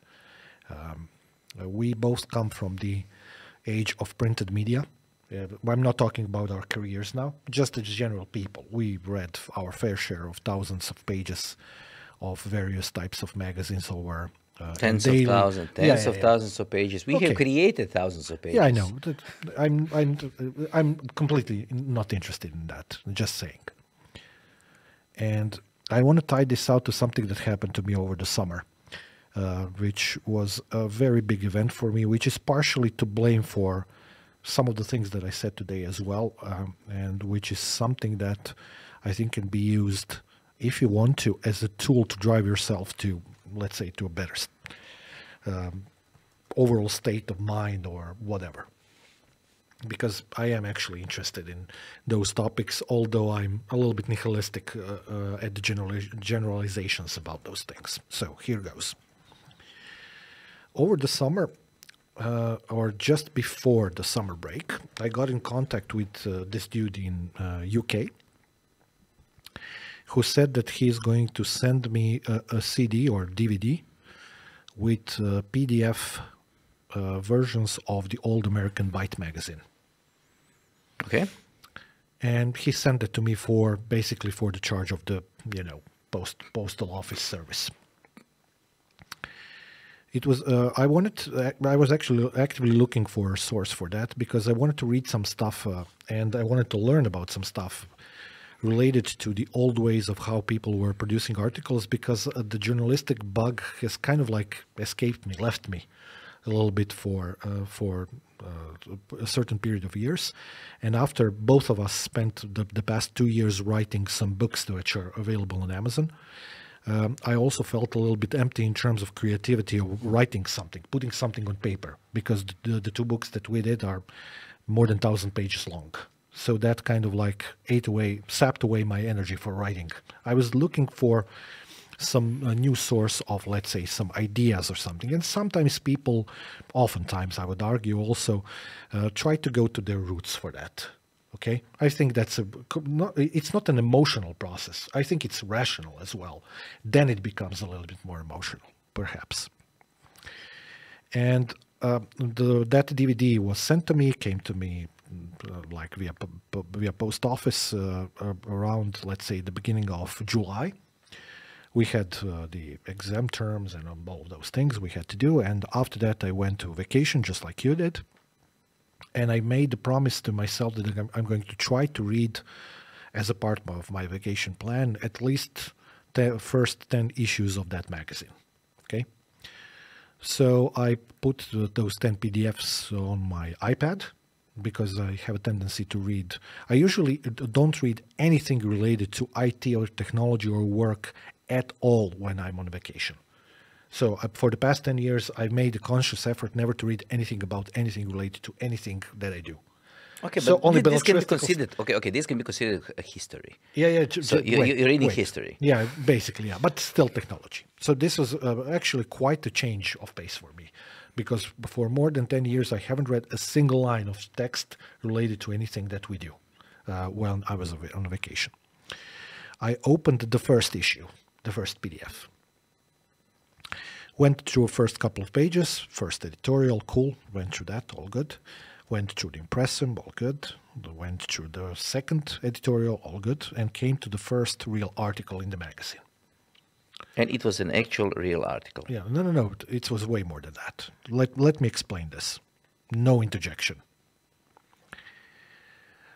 the article was, if my mind serves me correctly, about something like creating and operating, so creating in an electrical sense, basically doing soldering and everything on a piece of equipment that would become a serial port for a computer of that age. Yeah, okay. Which was basically something like Z80 based machine or something like that. It was something like 15 to 20 pages long, maybe even more. It contained schematics, the theoretical background, the practical background, basically like a top-notch article that you would consider to be a part of some kind of a very deep scientific book. Okay?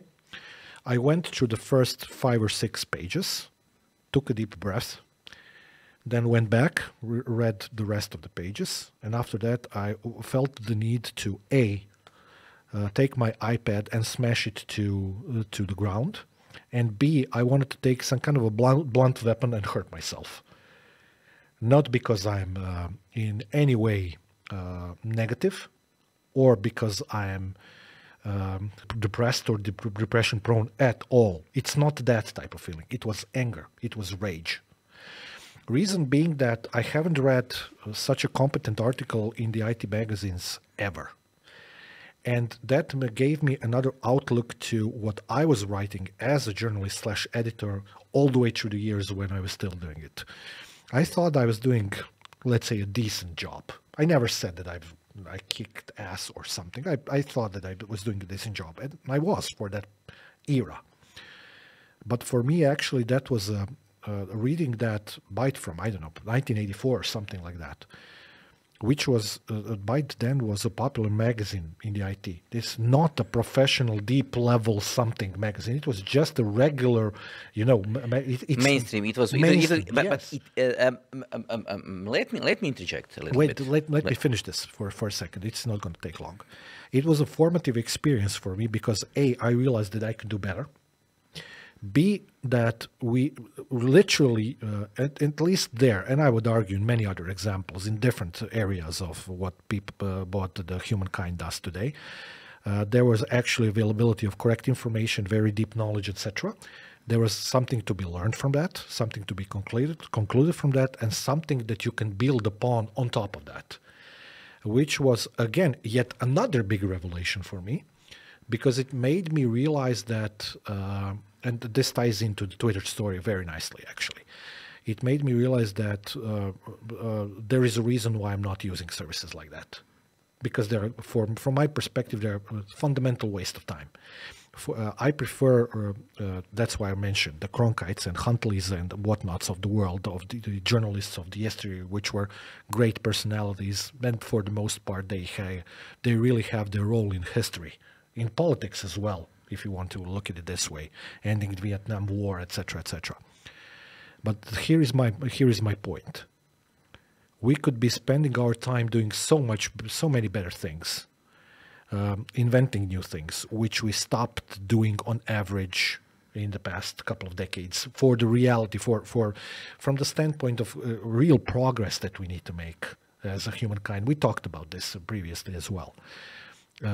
And there are so many different things that could challenge you and which you can use as a challenge to improve your knowledge about something. Why would I want to waste that time on Twitter or something like that?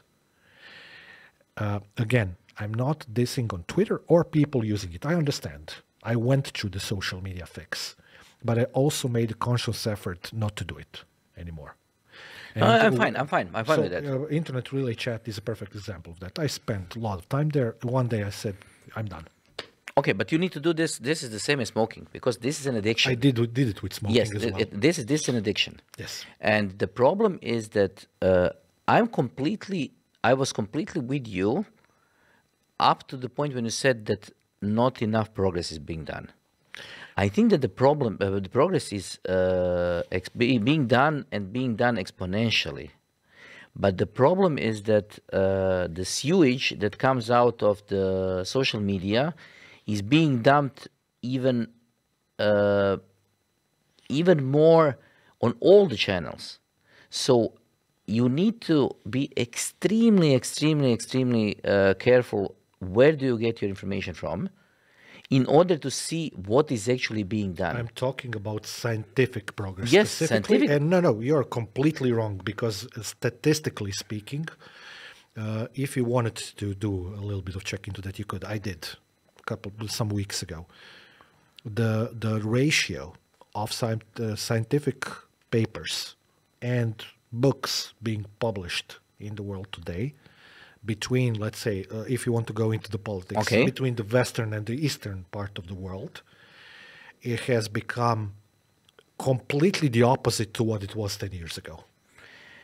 I think that the main problem that we are seeing here is that the metrics that you're using, books being published, is No, scientific, scientific papers. Papers, Papers, books, yes, and okay. applicable scientific knowledge. That's what I'm discussing. I think Patents that, as well. Yes, but I think that the biggest problem is that a lot of technical knowledge and scientific knowledge has become a commodity, something to be sold. So I don't think that we are seeing enough of it, because, for example, Chat AI, we saw some data science being done. We said, everybody says okay, and then suddenly we were faced with something that actually worked. We didn't see that the whole path to the finished product, and we see how fast it is learning, how fast it is going forward. So I think that you are missing, and I am missing, a huge part of scientific advancements, because scientists have decided to give up on the dissemination of knowledge, because they fear paying for the magazines. They fear their knowledge being misused, and they are bound by different contracts with different companies to be under the contract not to say anything. Thank you for saying that. Don't you think that that's a problem that needs No, to be solved? it's a huge problem. Okay. But this is the thing that we need to talk about in much more in depth.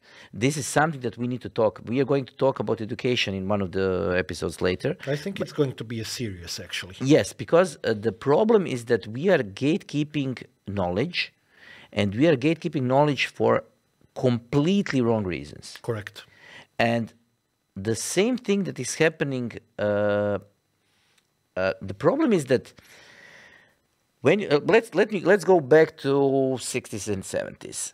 I wasn't born then, you weren't born then, but I'm a huge fan of Apollo program, and I have read a lot of books about Apollo program, and the thing that stands out is that during the Apollo and the Mercury and the Gemini programs, all the journalists started from having enormous amount of information about the spaceships themselves, including the diagrams, the theory of operation, the entire mechanical and technical and electrical engineering behind it.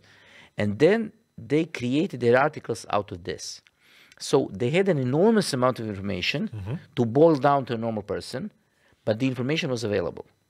Right now, let's say you want to read about whatever is current SLS or SpaceX or whatever. SpaceX is completely proprietary. SLS is completely proprietary. You don't have the information that you need. So it's basically just... No, information that you want. That you want. And basically just pretty pictures, and the big rocket goes up. And hopefully it doesn't go boom. If it goes boom, it's better, because people like things that goes boom. Thank you for the sarcasm. Yes, but this is the problem. Yeah, I know. Because when we are, there was a couple of successful launches of SpaceX in the last couple of days. Amazing thing is that you see a successful launch, and then you see a recap of everything that has exploded in the last 10 years regarding SpaceX. Why? Why do we care? Because we do care because... Drama. Because from the perspective of today's media, a rocket that is nominal, so actually flies, is boring. And they need something that explodes. We are going to talk about the media a lot, because the media is forming public opinion, and the media is creating a big mess out of it. Partly because they don't know better, and Unfortunately, partly because they want to. Unfortunately, right now, there is a lot of media being influenced by money. And I'm going to go out on a limb and say that a lot of media is being influenced because of stupidity. What do you think? How much time it took for this person in Byte to write the 20-page article? Probably Months. I don't think so. I don't think so. Not. I don't think it took anywhere near that scale, and there's a reason why. Again, with experience of working as Okay, well, just quick No. guesstimate. Couple of days. Including all the graphics and everything else that needed Yes, to be redrawn. because that article screams, I already did this. Okay, but it took it took him days to write 20 pages of content article. Right now, most of the journalists that I know don't have hours to write 10 articles, because right now an article is not something that is 20 pages long. It's something that is SMS or too long. An article can be basically a bunch of words thrown together if they make even the closest sense.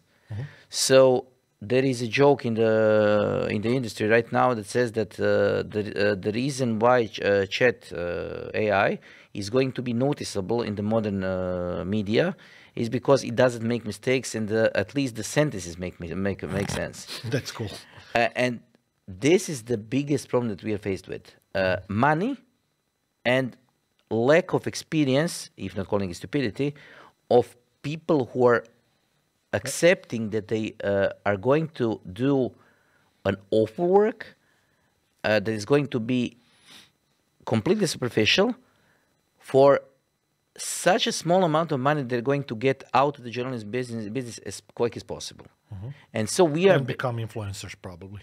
Yes. So it has suddenly become a bad thing to say that you are or you were a journalist. Correct. And it used to be a good thing. Yeah, honorable profession. Yes. So we have those problems. We can do another episode about this, and I think Or a couple of them. A couple of them. It can become a series. It's good.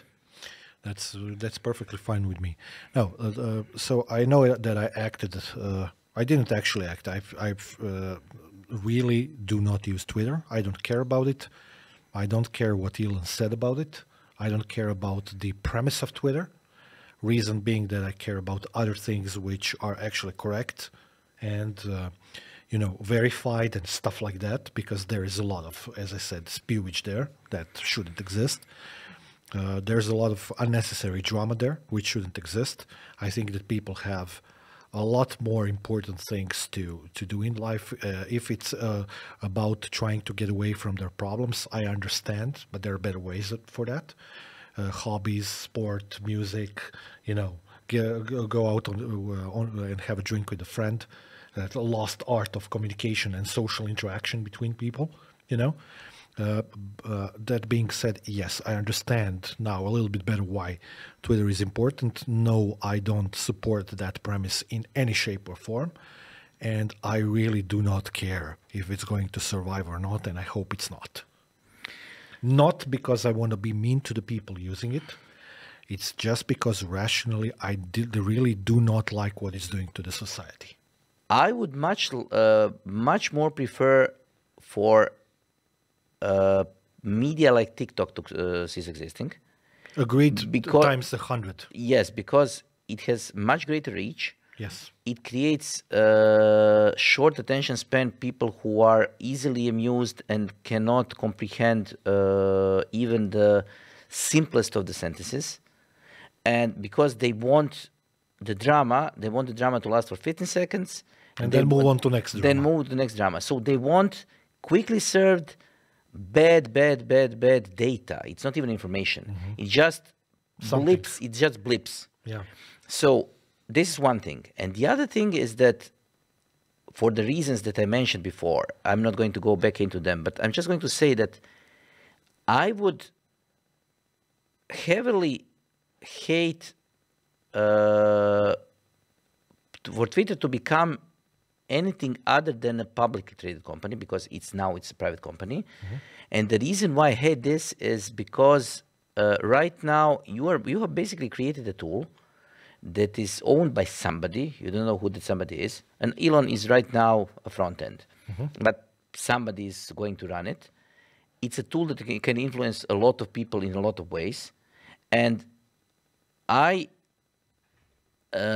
pretty much dislike the idea of something like this even existing. No, not Twitter as Twitter, but to Twitter as a privately owned. That's what you want to say. No, privately owned social media company. Yeah, okay. Because I can live with, I have learned to live with stuff like Facebook, which is publicly owned. So you have some idea how much money is going into it, how much money is being spent, on what is being spent. I don't care. Yes, but you have some idea. I don't care. You don't care. But I do care because I see that the problem for the society as such is huge. And then I say, okay, I would like to have some information about what is happening. On the other side,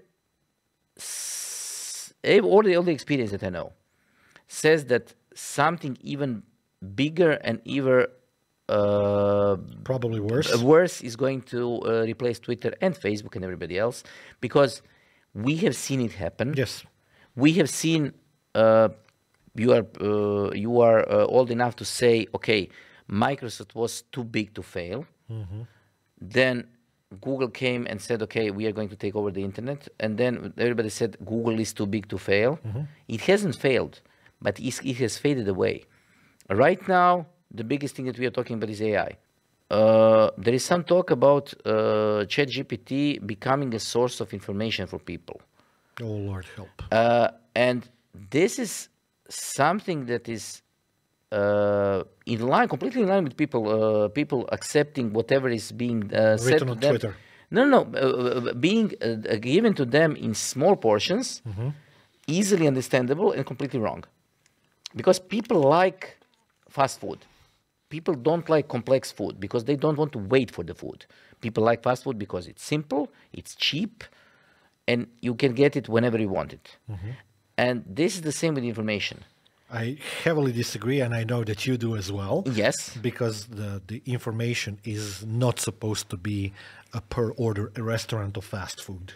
Yes, but Chat AI, Twitter, Facebook is basically this. Yeah, I know. And people like it. That's the McDonald's of the information. I'm not going to